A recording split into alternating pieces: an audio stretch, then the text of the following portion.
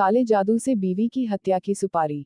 तांत्रिक किलर ने गंगा किनारे काट दी सिपाही की गर्दन, यूपीआई से कातिल का खुलासा।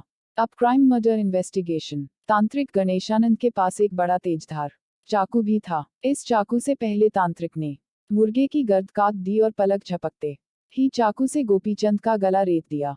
हत्या की इस अजीबोगरीब कहानी की शुरुआत 26 मार्च को हुई। सरधना की रहने वाली रेखा का पति गोपीचंद अचानक कहीं गायब हो गया था। 2 दिनों तक गोपी के परिजनों ने उसके परिचित रिश्तेदारों के पास काफी तलाश की, लेकिन गोपी का कोई सुराग नहीं मिला।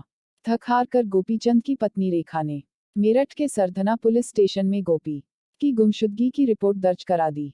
अब बारी यूपी पुलिस की जांच की थी, लिहाजा पुलिस ने अपनी जांच भी दिल्ली से शुरू करने का फैसला किया।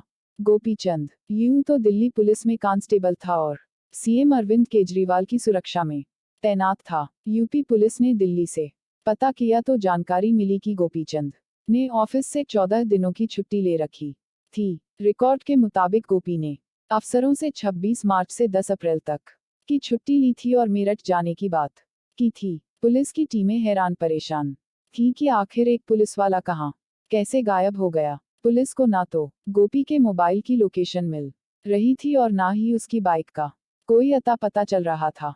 इस बीच गोपीचंद की पत्नी रेखा ने जिले के बड़े पुलिस अफसरों से मुलाकात की और पुलिस को बताया कि गोपीचंद का सिरजेपुर के किसी तांत्रिक से मिलना जुलना था। अब पुलिस के शक के दायरे में सिरजेपुर का तांत्रिक गणेशानंद था। थोड़ी ही मशक्कत के बाद मेरठ पुलिस ने गणेशानंद को हिरासत में ले लिया। ये तांत्रिक बेहद चालाक था और लगातार पुलिस के गुमराह कर रहा था। पुलिस के पास तांत्रिक की गिरफ्तारी के लिए कोई पुख्ता सबूत नहीं था। इसी बीच पुलिस की एक टीम को गोपीचंद के मोबाइल नंबर से किए गए यूपीआई ट्रांजैक्शन के सुराग मिले। ये पैसे ऑनलाइन 26 मार्च को तांत्रिक गणेशानंद को ट्रांसफर किए गए थे। पुलिस का शक पुख्ता हो गया कि हो ना हो गोपीचंद की गुम शुदगी में तांत्रिक गणेशानंद का हाथ है।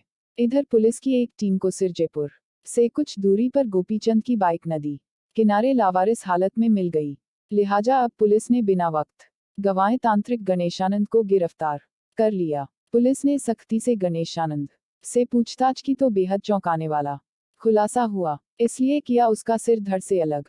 गणेशानंद ने पुलिस को बताया कि उसने ही गोपीचंद की हत्या की थी। हत्या की वजह सुनकर पुलिस अफसरों के पैरों तले से जमीन खिसक गई। तांत्रिक ने पुलिस को बताया कि गोपीचंद से उसकी मुलाकात 1 साल पहले हुई थी।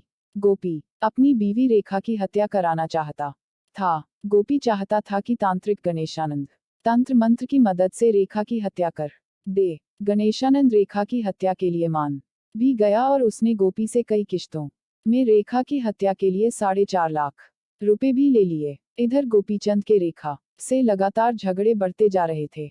इस बार ड्यूटी से छुट्टी लेकर गोपी तांत्रिक से मिलने पहुंचा और कहा कि 1 साल हो गया और रेखा का कुछ भी नहीं हुआ। तांत्रिक को था रुपये लौटाने का खौफ। इस बार ढोंगी तांत्रिक ने गोपी को दिलासा दिया कि रेखा की हत्या हो जाएगी।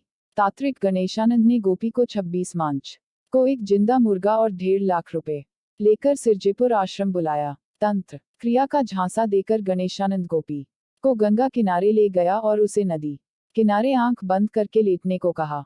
तांत्रिक गणेशानंद के पास एक बड़ा तेजधार चाकू भी था। इस चाकू से पहले तांत्रिक ने मुर्गे की गर्द काट दी और पलक झपकते ही चाकू से गोपीचंद का गला रेत दिया। नदी किनारे तड़प तड़प कर गोपीचंद की मौत हो गई। हत्या के बाद गणेशानंद ने गोपी का लाश गंगा में बहा दी, साथ ही मोबाइल और बाइक भी नदी में फेंक दी।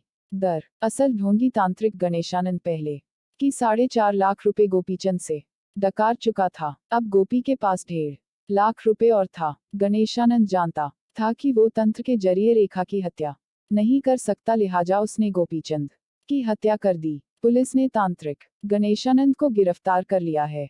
पुलिस को अभी तक गोपीचंद की लाश बरामद नहीं हुई है। अच्छा लगा हो तो लाइक और सब्सक्राइब जरूर करें हमारे चैनल कहानियां R1 में इसी तरह खबरें पाने के लिए। राम मिलन, धन्यवाद।